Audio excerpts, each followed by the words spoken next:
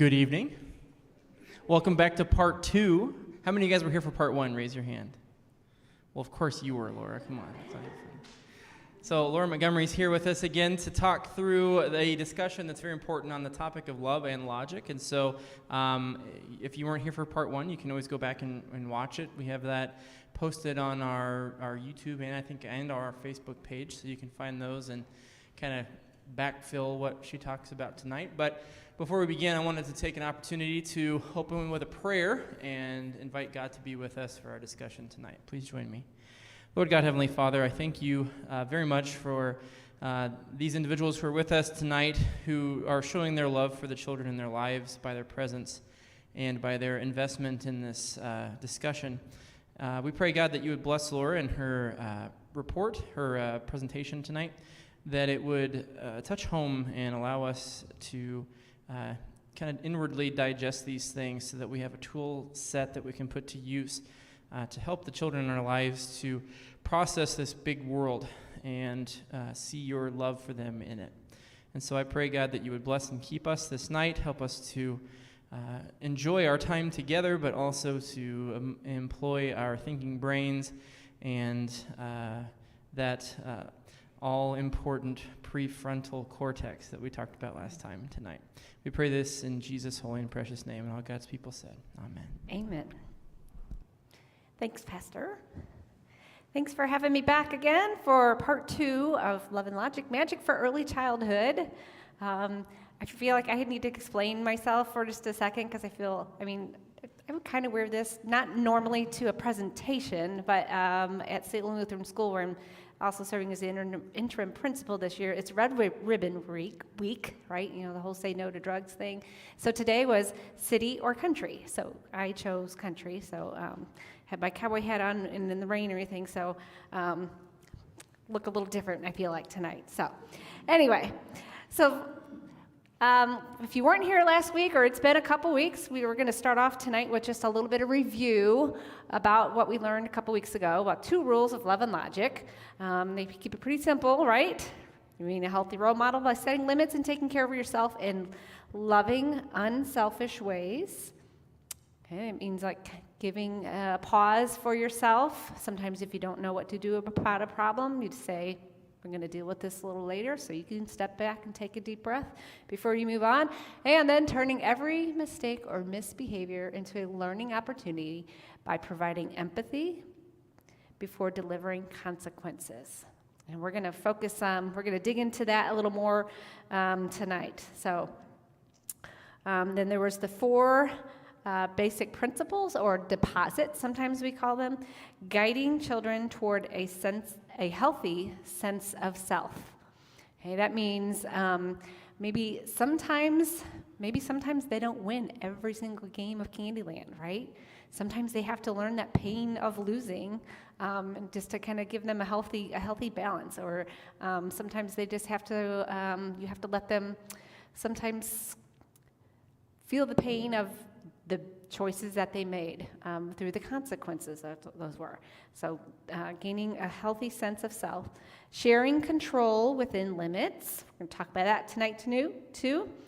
A strong dose of empathy before delivering consequences, and then that shared thinking and decision making.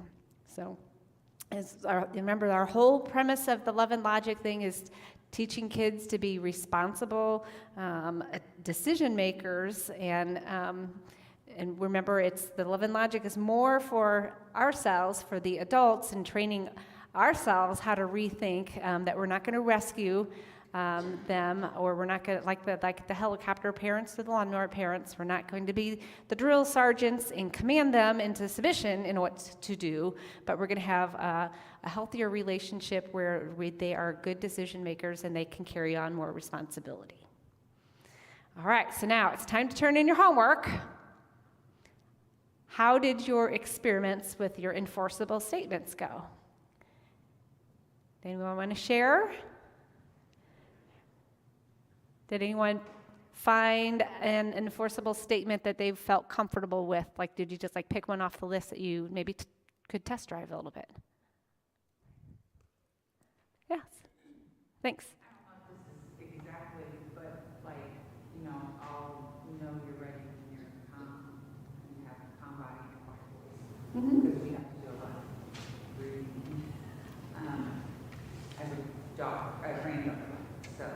Did that seem to kind of start having an effect on her? And then she'll go to, I'll say you need to go sit in a quiet area, leave them after dinner. It's only Tuesday.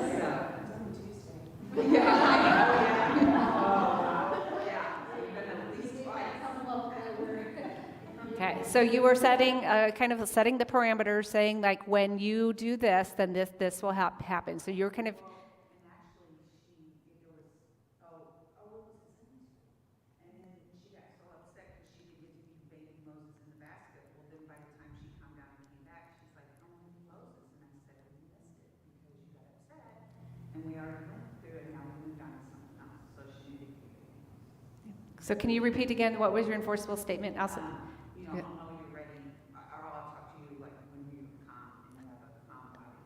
I'll talk to you, just so that everyone at home can hear, or on the recording, I'll talk to you when you're calm or you have a calm body and voice. And you might say, like mine, because you're not going to yell that, right? But you're modeling that great behavior. Good. Does someone else want to? Pastor Scott? I did this today. I got home early from a trip that I was on, and my mother-in-law was taking care of my son Wyatt, and she left, and it was he and I, and he really wanted to play because I've been gone for 2 days. But there were some chores I needed to do beforehand. I had to change the laundry. And I said, no, Wyatt, not right now. I need to do this. And I said, I tell you what, if you help me do this laundry, after that we can go play. And he was throwing a fit before that, but once I gave him something to sink his teeth into, to help, then after that, he did fine. So that was really nice. Good. Anyone else want to share? All right. Let's move on then tonight to the second part. Remember, there's about 8 different techniques, but we are picking just 3. So the second one is choices within limits. Research shows that you can start giving kids choices as early as 18 months old on things, and just keep training that way. And I love this little picture on here, this little guy, and this is just like a great little Love and Logic snapshot image of, so what are you going to wear today? Are you going to wear your striped shirt or your yellow shirt? Those are the 2 choices. I want to wear my red shirt with a dinosaur on it. Are you going to wear your striped shirt or your yellow shirt? Okay, the 2 choices. I'm going to dig into that a little bit deeper, and just keep repeating those in the kind of that broken rule form. And if they don't choose, then it's your turn. Give them about 10 seconds. And if they're, then you choose for them. Okay, if they keep trying to barter with you and come up with other options, you're going to decide for them. Today looks like you're going to wear your striped shirt. Okay, so it's all about the science of control. The more control we share, the more we have, and the less control we have, obviously, the less control we have.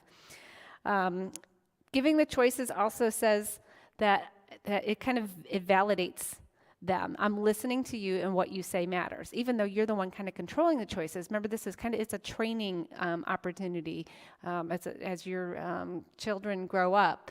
And I put a note on there, if you want to make a note, it's about a 5 or so minute video, and it's called, what you need to YouTube is Zach Choices, Zach with an H, Love and Logic. And you'll find this little like home video that a mom put together. She is giving examples of 33 choices that she gives out throughout a day with her son. It is just really interesting. You can kind of really get a great idea how that works. I wanted to, though, we'll show you another Love and Logic trainer who will talk about ways to give choices. There we go. Good.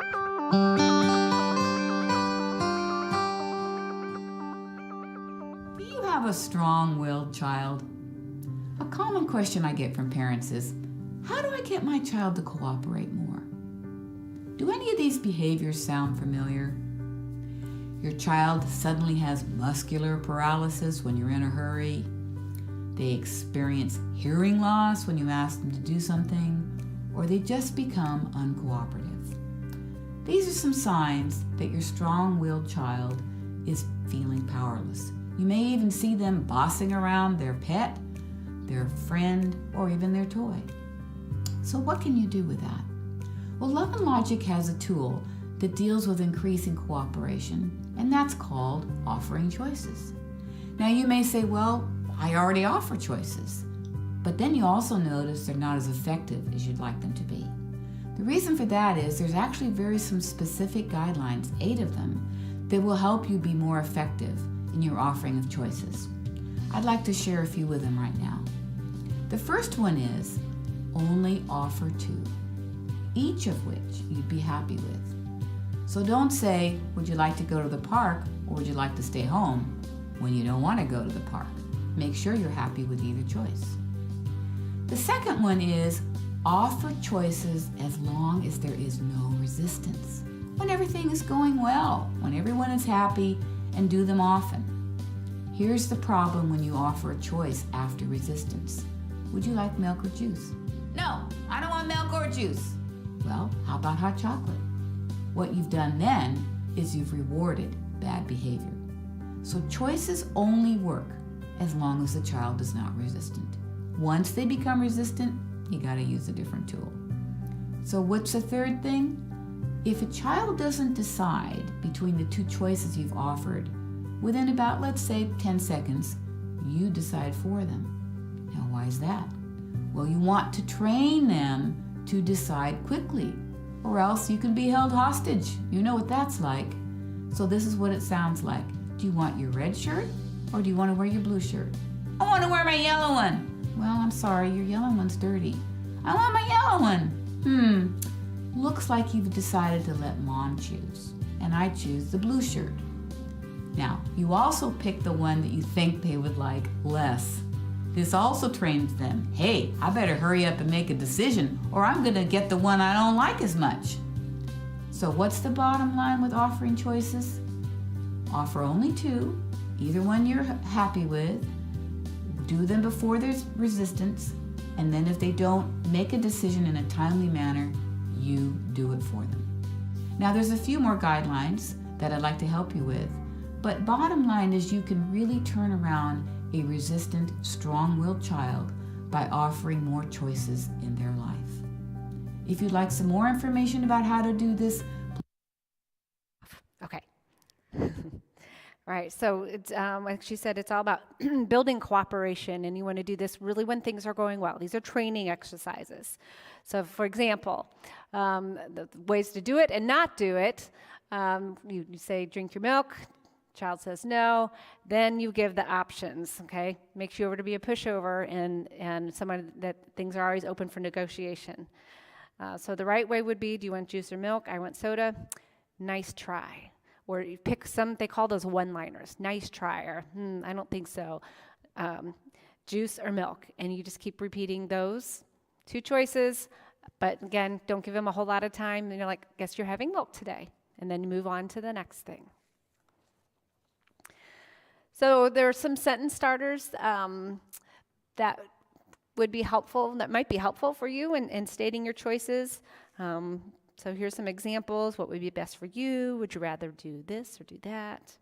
Feel free to do X when X. You can either, do this or do that. All right.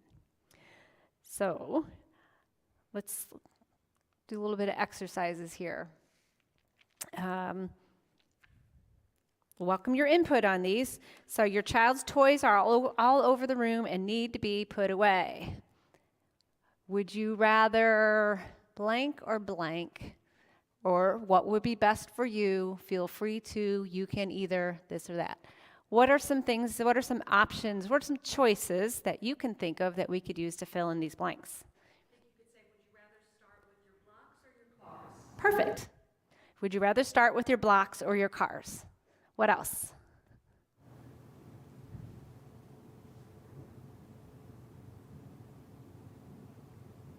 Would you rather do it now or in 5 minutes? Perfect. Would you rather do it now or in 5 minutes?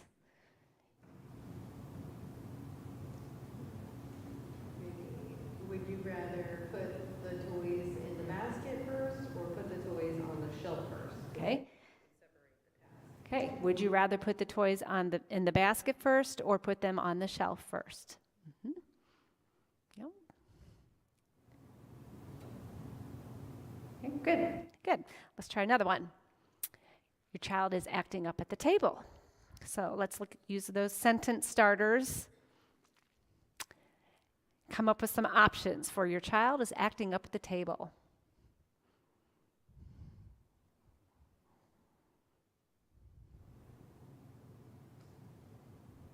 Maybe you can either sit and eat with nice manners, or you can go to bed right now.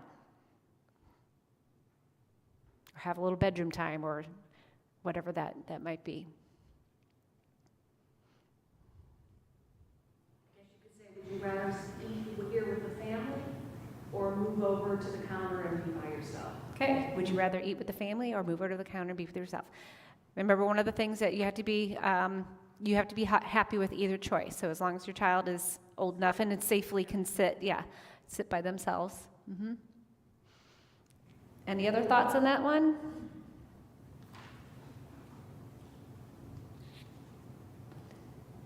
Okay, what about it's time to leave the park?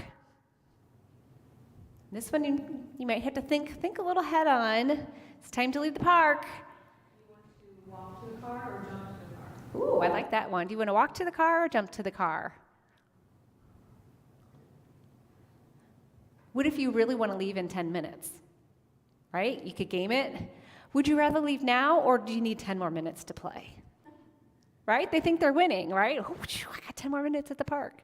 Would you, do you want to do the swings one more time? Or do you want to do the monkey bars one more time? Or, all those kinds of things. So I said sometimes, on some things, if you think ahead and give the choices, and we all know how it is if we say drop dead, it is time to stop and we need to go. And you don't kind of have that warning or that we're moving in that direction. So if you think about giving some choices ahead of time where you're really in control, we've got 10 minutes, but they think instead of saying time to leave right now, Pastor Scott.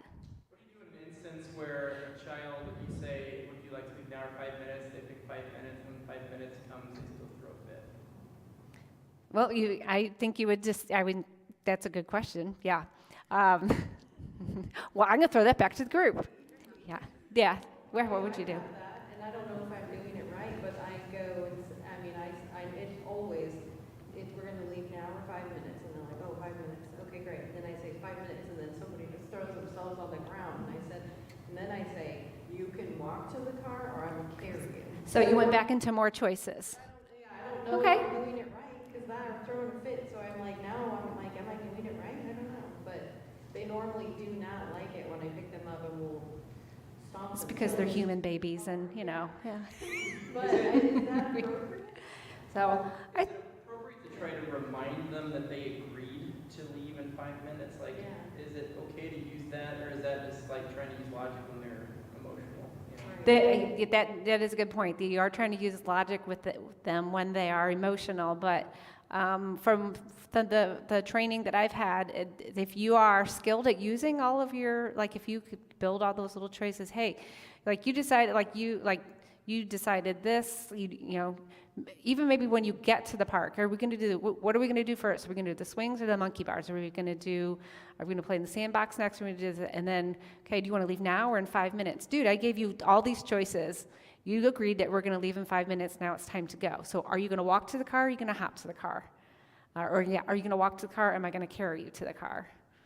Now that I've just heard his idea, I'm like, then you might start with, I know it's hard to leave the park. This is your favorite place. Then maybe I would go. I love that. Do you want to walk or should I I carry you? know But it's hard to leave the park. you're connecting. That's showing empathy. Yeah, Yes. Yeah, like, dang, once I heard him, I was Yes. like, oh, I'm missing that part. Right. Right. Well, maybe when you get to the car, do you want to look at a book or sing a song? Give them something to look forward to. Right. Yeah. Looking at those choices ahead of time. Right. That's a very good. The kids don't have a concept of time, so they don't understand how long 5 minutes is. So you have to put it in more terms of go down the slides, shoot swings. True. And then it's like, well, you have your 2 slides. That's a great point. So, right, giving a little more concrete, for the very young ones, very concrete examples instead of a time, right? So, yeah. 2 more back and forth on the swing, or, yeah, I like that. I think that probably would work well for the littles. Good. Any other questions on choices? I can see your wheels are all turning. So 99% of the choices you're going to give are when things are going well and smooth. 2 choices, no bargaining. So you're going to kind of go, they say brain dead. Just you keep repeating, this is it, nice try. Is it this or that? Before the child gets resistant. Safe, don't create a problem for anyone. Obviously, you wouldn't put a child in harm's way. 10 seconds to decide. If they don't, you get to choose for them. There's some great examples of choices on page 28 of your book that if you need some more ideas on things, gives you a little more variety. And again, they give you some really great stories. Really, I think that make the not processes, the techniques kind of come to life for teachers in that way and parents. So, okay, now let's move on. The last part, consequences with empathy. We're looking at why empathy helps kids more time in the thinking mode rather than in the fighting mode, and how to use empathy when you're feeling angry or frustrated. Remember last week we learned about the hand model.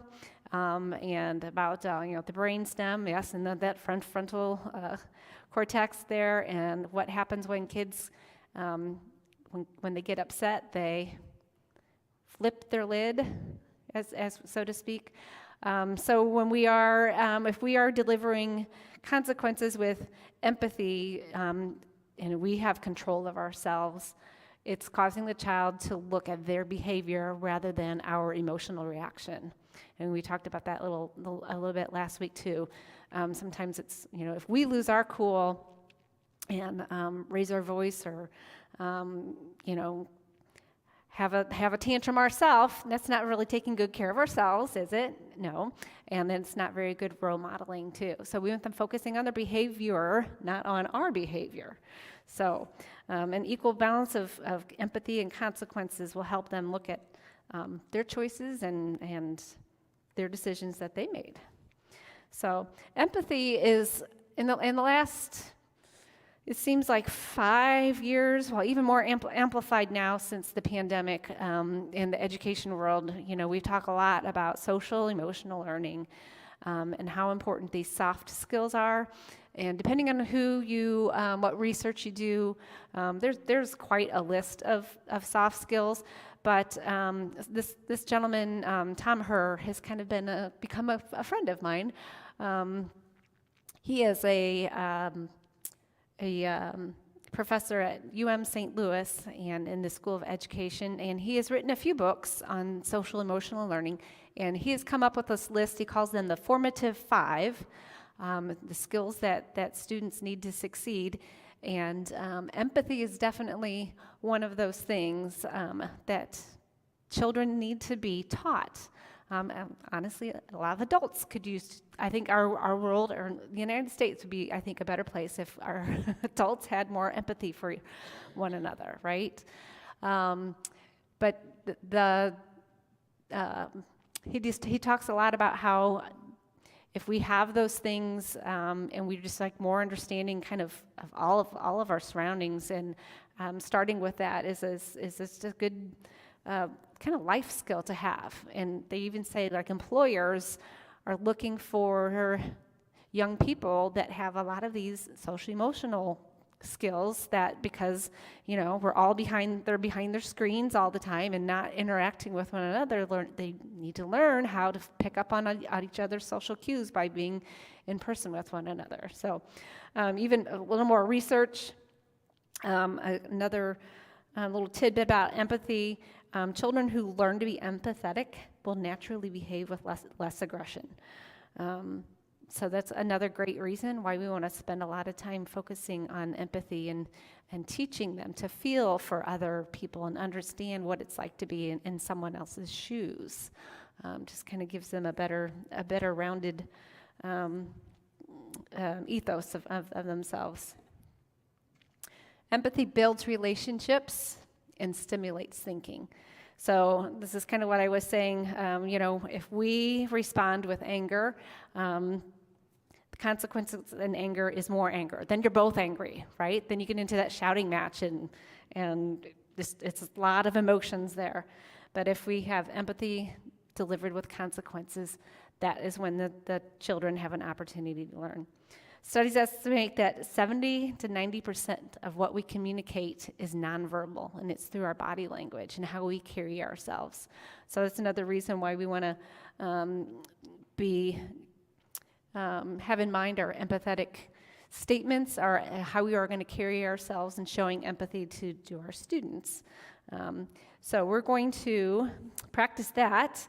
One thing about empathy is that you have to deliver it with sincerity and not sarcasm. And sometimes it's really hard, for me at least, sometimes to not get kind of snarky, because that's kind of the fun and sometimes easier way, but that's not the right way. Send it before describing a consequence and keeping it simple. So let's look at what that looks like. Examples. And these are some of the ones that Love and Logic has in their book. So you pick one that feels comfortable for you. Uh-oh. And then you deliver. I mean, that's as simple as like, uh-oh. You're just engaging it. It's a soft, sweet little sound. Or that, oh. Or maybe, this is so sad. How sad. Bummer. I think when I was the fourth grade teacher, I had two. Bummer. I used bummer a lot. Like, oh, I forgot to do my homework again. Bummer. What do you think you're going to do about that? But you just kind of have to try them on. Figure out what is natural for you, or maybe it's not something on this list. Maybe it's something else that sounds more like something you would say. So. Next, we're going to hear again from Dr. Charles Fay, just a little snippet on the consequences and empathy. Hi, Dr. Charles Fay of the Love and Logic Institute. How important is empathy? Well, without sincere empathy, there is no love and logic. It's that empathy that allows the teaching of the consequence to burrow itself into our soul. It's the empathy that opens the heart and the mind to learning. It's the empathy that makes it hard for us to blame other people for the mistake we've made, and as a result, we have to own it. And so the next time your kids mess up, can you give them a nice dose of empathy first? Can you say, oh, this is such a bummer.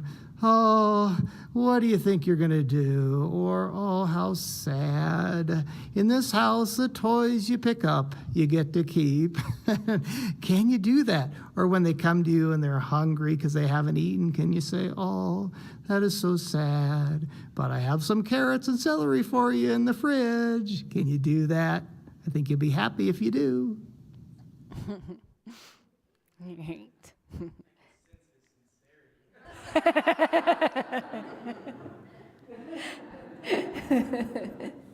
Just be thankful you weren't one of like his kids, right? Ever? Yeah. Oh. So what empathy accomplishes, passion, grace. I think, Jesus led with empathy all the time. Children learn that loving others while taking healthy care of themselves is a responsible way to live. It models and teaches respect. It opens up that brain thinking, rather the frontal core rather than that brain stem, and automatically getting reactionary over things. We're going to build responsibility, and ultimately, if we build empathy into our children, it's likely that our children will. Less likely that our children will blame us for the consequences of their poor decisions, because we're teaching them to have ownership of their decisions and be responsible decision makers. Okay? And reduces our stress. So, like when I was a fourth grade teacher, oh, how sad for you, or bummer, or whatever I would say, handing that problem back to the student and not having to take ownership of every little problem that they had, helped us both tremendously. It definitely relieved my stress. I just remember how transformational it felt during that time. Like, wow, like, yeah, I don't have to like solve every single problem because they're not my problems. That's your problem, just realizing to hand it back to them. And guiding them through that though, right? Because that's part of our jobs as teachers and parents too. It's teaching them how to make those decisions and how to avoid those mistakes, if possible. All right, so we have some exercises again. Choose most empathetic response. I can't put on my shoes, do this task, whatever. So here are your choices. How about you can hold up, we'll translate 1, 2, 3, 4, A, B, C, D. What is the most empathetic response? C, yes. You sound frustrated, okay? But have you ever said any of these things? Is that why? I think that's why all the laughing, right? But we know the most empathetic response, you sound frustrated. Nobody likes me. There we go. Which one of these would be showing empathy? Which one was showing empathy? B, yes.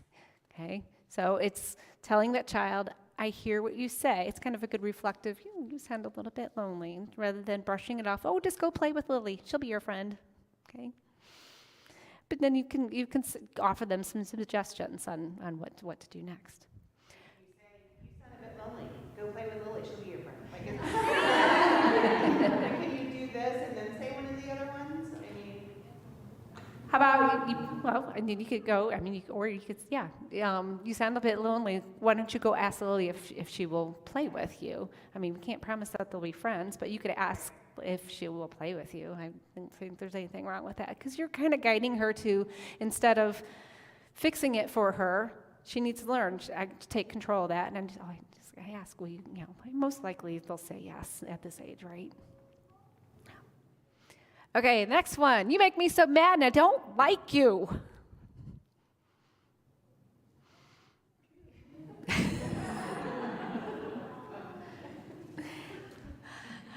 Is it D? Is it D for us? Yes, probably, maybe. No, obviously, yeah. You sound frustrated, yes. Again, just kind of, it reinstates, or it kind of locks in, that I hear you. Although I do say, I think that sometimes when children say this to their parents, I think sometimes that means you're doing things right, like you're getting through to them, right? If they have that much. So, all right. So empathy and consequences. So we've done the empathy, and you know what consequences are. So a 3-step formula for misbehavior. This is in pages 111 through 17 of your book. It's a good little section in there. But responding with empathy, and they have something called, actually, the uh-oh song. Use those little QR codes in your book, and Charles Fay will sing the uh-oh song for you, but that uh-oh, and that becomes like a cue for them, like whoop, like something is coming up, something is about to change, because they hear that uh-oh, or whichever your empathetic statement is. Then you're going to change your location, the location of the object, or your child's location. So sometimes you have to write and remove them from, if you can. I know sometimes in your classrooms, but it might just be like a different, from the carpet to a chair, or move them around. And then let your actions speak louder than words. Resist the temptation to warn, lecture, threat. So say, little Bobby is, having a hard time keeping his hands to himself on the, during carpet time, during circle time.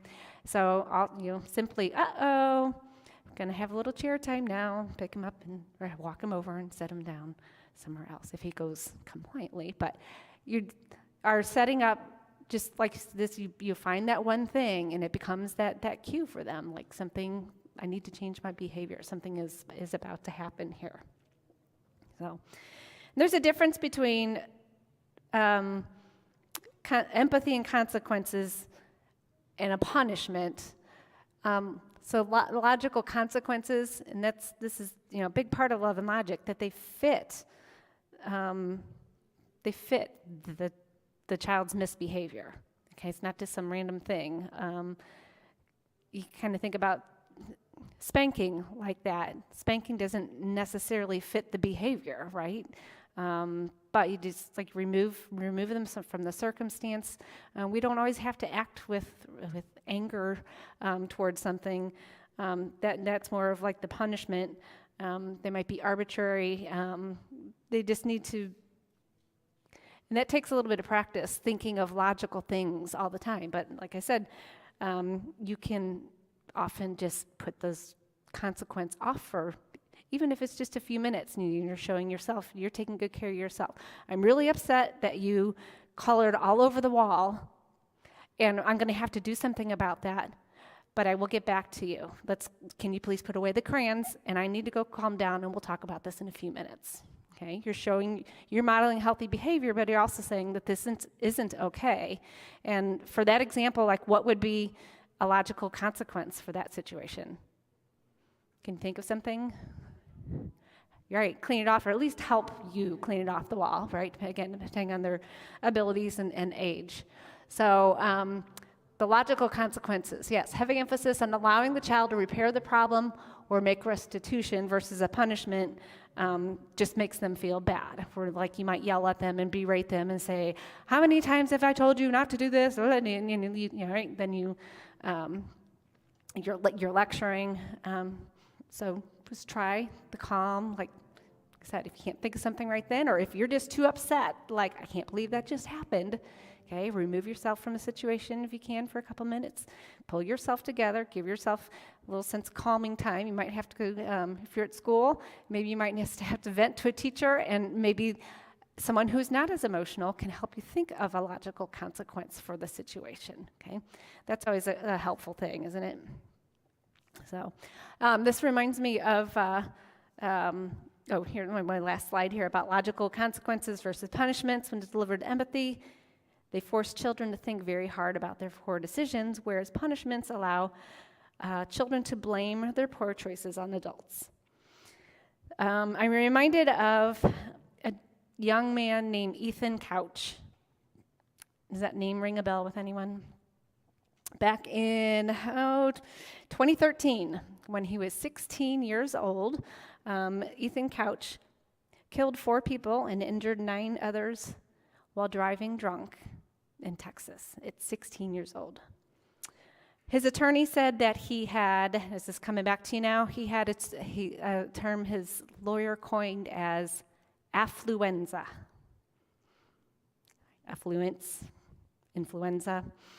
Influenza, and he needed rehabilitation instead of prison, arguing that this poor young man had no understanding of boundaries because his affluent parents had never given him any. It kind of makes sense, right? And after a time, he went through this whole court system. He posted a video that showed him drinking, and then he was found in Mexico with his mom. She ran away with her son to protect him because he was in trouble. It's just like, yeah, she needs some love and logic. He needed some love and logic in his life. So that's what you're doing here tonight. You want kids to be in those kind of situations. I mean, that's an extreme example, but it's real and it happened. You can look it up. Ethan Couch. Crazy story. It's a shame. All right, exercise on logical consequences. Your child has left toys all over the room. So which one of those would be the most logical consequence? E, yes. Would you pick these up by dinner or say goodbye to them? Good. Your child won't eat the food that is served. Does that ever happen?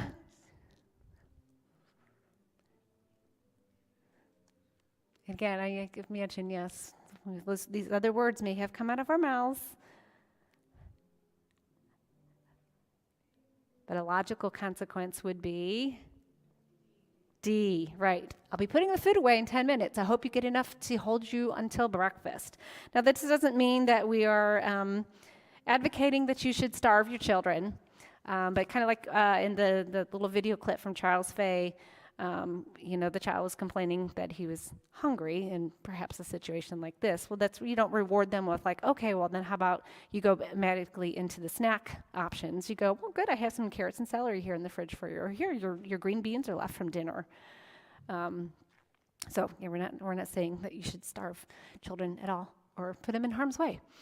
All right.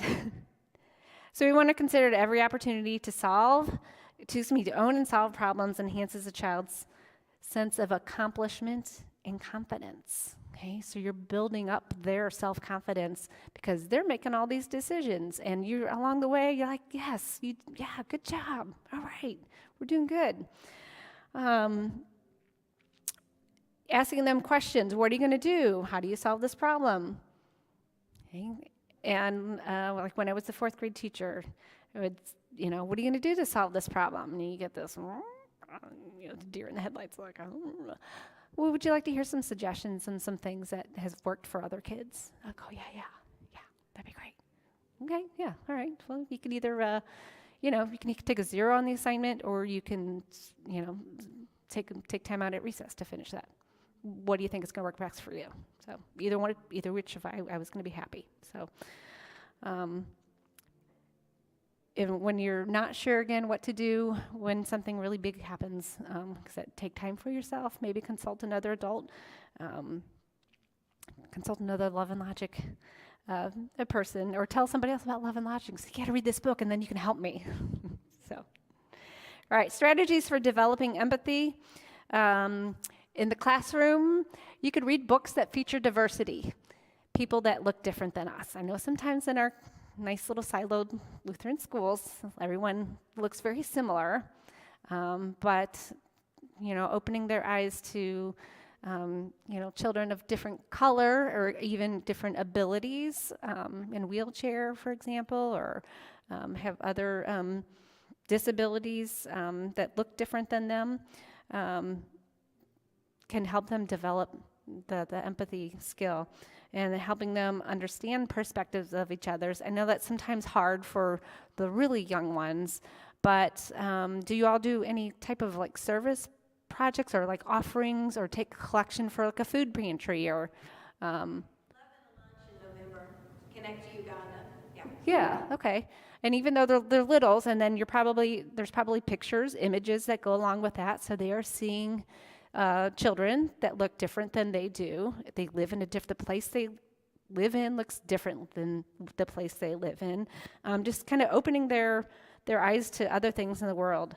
As they get older, engaging them, like I said, in different types of charitable causes, collecting blankets for an animal shelter, toys for underprivileged kids, those type of things that are more like, we call it service learning, right, when they get older, but just helps them to develop that empathy, that not everyone is the same, not everyone is blessed is equally, maybe as their family is.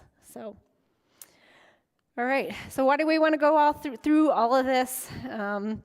Again, it's all about building responsible kids, right? So you don't have Ethan couches, so you don't have anyone in your when you pass your kids on years from now that aren't labeled with affluenza, because that would just, anyway. So it's all about relationships. And I like this little poem that they wrote. Love and Logic starts with a hug. Love. It takes a great deal of love to find the positive in our kids when they act poorly. Hug them before we ask them about their homework. Set limits without anger, lectures, or threats. Hold them accountable for their poor decisions by providing empathy first, consequences second. And the logic, when we give this special kind of love, a wise type of logic grows in the minds. When they make poor decisions, it makes my life pretty sad. I wonder how my next decision will affect my life. So, all about those relationships. So, questions?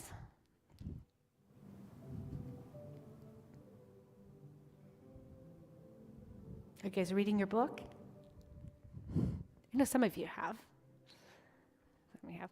Like I said last time too, if while you're on YouTube and you're looking up the video about Zach's choices, if you just like type in the search window "Love and Logic," there's lots of a variety of videos there. Some are from the Love and Logic organization, but a lot of them are posted from like other trainers or like Zach's mom. Great examples for you to continue your Love and Logic journey that way. So, all right.